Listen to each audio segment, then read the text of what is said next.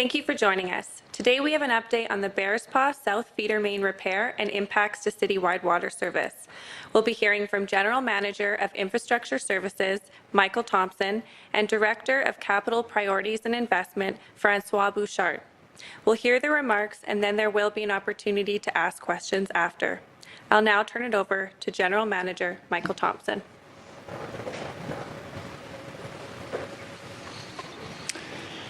Good afternoon. Over the weekend, we saw a dip in water use on Saturday.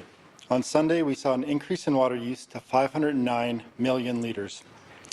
I want to thank Calgarians, both residents and businesses, for your collective efforts in saving approximately 100 million litres of water daily. We just need to do a little bit more to ensure our level of water use is sustainable until the end of the repairs. Mondays are typically a higher use water day as we return from the weekend, and we are asking Calgarians to do what they can to save water. Please put off a load of laundry that can wait. Remember to flush only when necessary, and no outdoor watering with potable water. To ensure our commercial and industrial customers are doing all that they can to reduce their water use, we are continuing to have conversations with them to help them address their use. Since the feeder main repairs began, there have been 413 complaints involving residential customers, 275 for commercial, and 126 for multifamily. We have issued a total of 29 violation tickets, requiring each violator to pay a $3,000 fine. Of these, 23 were for residential customers, 4 for commercial customers, and 2 for multifamily. I would now like to hand the podium over to Francois Bouchard, Director of Capital Priorities and Investment, to provide you with an update on progress of our repairs. Thank you, GM Thompson. Good afternoon. I'm happy to report that we continue to make great progress on our repair work and remain on schedule. There are 5 steps to complete the construction work. First, we excavate. After that, we install rebar and then pour concrete to encase the pipe. Next, we give the concrete time to cure, and then we remove the concrete forms, and finally, we backfill and pave. We have now completed repairs on 14 of the 21 pipe segments. Of the remaining 7 repairs, we're making good progress. We're doing the form work and installing the rebar at 5 of those locations and getting ready for additional concrete pours. At 2 of the sites, we're wrapping up excavation work, and with that excavation work nearing completion, the repair method of concrete encasements will work for all repairs. At sites 1 through 4 along 33rd Avenue, we are backfilling and paving. At Site 5, which is the final site on 33rd Avenue, we're making good progress on all segments. And at Sites 6 through 8 on 16th Avenue Northwest, excavation is complete at 5 of the 6 segments. As excavations are complete, teams are installing rebar to support concrete pouring for encasement. We remain on schedule with concrete poured at 1 of the segments on 16th Avenue. As we continue our repair work, we ask that Calgarians be mindful of their speed to ensure the safety of the public and workers on site. As a reminder, 16th Avenue Northwest is closed from 46th Street to 41st Street, with traffic detoured onto Bowness Road. Bowness Road is fully open in both directions, with direct access to 16th Avenue and businesses. We encourage Calgarians to support local during this time and want you to know that Bowness and Montgomery are open for business. I would like you to know that while repairs are underway, we're also taking this time to undertake additional maintenance work on the feeder main. In these photos, you can see the replacement of one of the large feeder main isolation valves. These valves allow us to isolate specific sections of the feeder main. Cross-tie valves are the valves that isolate the feeder main from the distribution system. Opening the cross-tie valves allows us to supply water to communities connected to the feeder main. Replacement of these valves are on schedule and will not impact the overall timelines of the feeder main shutdown. I will now invite GM Thompson back to the podium. Thank you, Director Bouchard. As you've heard, our dedicated teams are working around the clock to finish this essential work as quickly as possible. We're grateful for those who have been diligent in saving water. Your cooperation is vital for us to get this done as swiftly as possible and ensure our water system remains reliable for everyone. I'll now turn it over to Jamie to field any questions from the media. Any questions? So first question, given there is only 2 weeks left on the repairs and water consumption remains above the city targets, is the city considering resuming some of the measures it adopted in June to reduce consumption? An example, closing city pools or ordering car washes to close? Okay, Bishop, do you want to answer that one? Sure. So first of all, I don't want to underscore. I want to underscore the fact that in terms of the water reductions that we've achieved over 80% of the target. And what we're doing now is looking at closing that gap. And in closing that gap, last week we talked about some of the additional measures that recreation was taking in terms of water use at our rec facilities and pools. And those measures allow us to balance providing the services and the mental health benefits of having pools open while at the same time helping us achieve the targets. I want to emphasize that reducing the gap is as simple as not flushing or skipping 2 flushes in a day. That's very little to ask to get us to where we need to be. Follow-up. The city talked this morning about the possibility of closing some businesses. And so does the city know how much water that business uses? And can it quantify how much water the businesses you have contacted are now saving every day? So in terms of businesses, what we have right now is voluntary water reductions, just like we're asking residential users to reduce their water. And our conversations with our large water customers, the businesses that use large amounts of water, has been very positive in terms of the water reductions that they've been able to achieve. Beyond that, I can't share details regarding an individual business and what they're doing. Any other questions? Okay.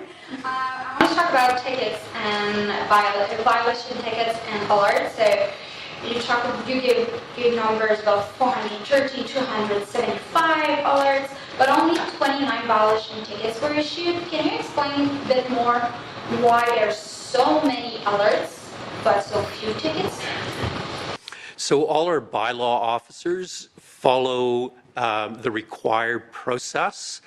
And what they're doing right now is working through those individual investigations, and if warranted, a ticket will be issued. So are you saying that people that alert the city are maybe alerting about a situation that doesn't exist? Example, I know that for some condo complex, the irrigation system is actually using recycled water, so if someone would call the city regarding this issue, it would be a non-issue in the end? So that's part of the investigation, is understanding whether or not an actual violation has occurred. And were all the 21 violation tickets for the sum of $3,000? The fine for violating stage 4 outdoor water restrictions is $3,000. Any other questions? Yep. Kevin from CTV. I know you guys monitored the smaller reservoirs throughout the city, the sort of neighborhood reservoirs, if that's the best way to describe them. You monitor their flow. Given that, you should be able to tell which areas, quadrants, or districts in the city are using the most water currently. Which areas of the city are using the most, and which areas of the city are using the least water? So I want to stress the fact that storage in the underground storage tanks the amount of water that each of those tanks has is very dynamic and changes over the course of a day. So we move water between those tanks as well as from the treatment plants to those tanks. So operationally, the fluctuations that we see in those water levels is quite complex, and therefore, in terms of being able to pinpoint the demand and is complex. Do you though have a sense of whether there are certain quadrants, perhaps, if we don't put it in larger context? I personally don't. Does the system, if we filed a FOIP request, would we be able to find out that information? So, like I said, we track all of the reservoirs, and those reservoirs feed a variety of residential and commercial industrial users. And that information isn't sufficient to be able to identify if there's a specific user that is not doing any water conservation efforts. I have a last question. Yeah. Nobody else has one. Are you still issuing warning tickets now, or are you just straight, or the bylaw officer goes straight to the fine? I don't, at this point in time, have information in terms of any warnings that we've issued. I just have information in terms of the tickets that have been issued. If I could, I don't mean to hammer on about this, but you said, yeah, that the information isn't sufficient to tell us if there's any individual user. I'm not asking to identify an individual user. Is it possible to identify quadrants, districts, even the north or that south half of the city, which is using more water currently? So in terms of water use is complex, and especially the way that our system is set up right now with the additional bypasses, where we're seeing much more movement of water between our pressure zones than what we might typically see because we're moving the water around differently. So again, the question that you're asking is a difficult question to answer. Any other questions? Just, I know you talked about this plenty before, but now that we're exiting a heat wave and getting into, well, whatever's happening outside, I guess it's going to get a bit milder. Are you expecting the water consumption to change a bit? So I think that we know that water consumption is linked to temperature, and as temperatures goes up, typically we see an increase in demand. We didn't see that response as clearly as normal when we looked at water consumption last week. So I think that we don't know if we're going to see a significant drop now that we're going into cooler weather. We anticipate that we see a drop, but again, the behavior wasn't observed last week, so we'll have to wait and see what the numbers say. Okay. Any final questions? Is the city still comfortable with the amount of water there is in the underground reservoir? So in terms of where we are right now, I think that I want to re-emphasize the fact that we are stressing our system by having a demand that is above 500 megaliters.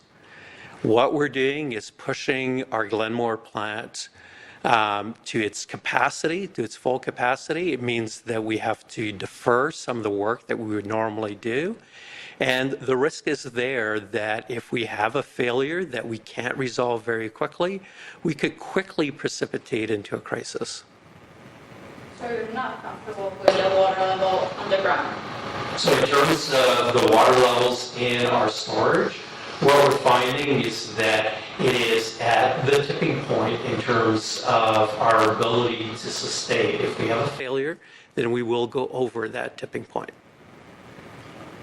I guess if you're making it sound that dire, should Calgary areas prepare by having some water on hand right now for the event that between now and 23rd that there isn't going to be water and we might be in a boil water situation and need to have our own water supply? So again, it's not about storing and filling up your bathtubs of water. It's about looking at how you use water and whether or not you can do a little bit more to reduce it so that we don't get there.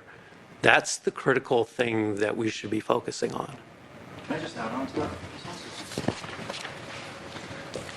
I think I'd also add on to that, when we're talking about storing water at your house, you should really be thinking about filling those rain barrels up with the coming rain and the cooler weather that we talked about this week.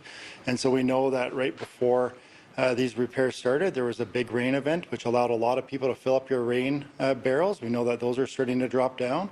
And so if you could really make sure that you're ready to collect that water that's going to come with those cooler temperatures and that rain this week to fill up your rain barrels, and that you can use that to water your plants and your gardens. We're almost at the end of these repairs, and we just need a little more help from Calgarians to get there together. We will see you tomorrow, 2 p.m. at the Water Center. Thank you. Thank you.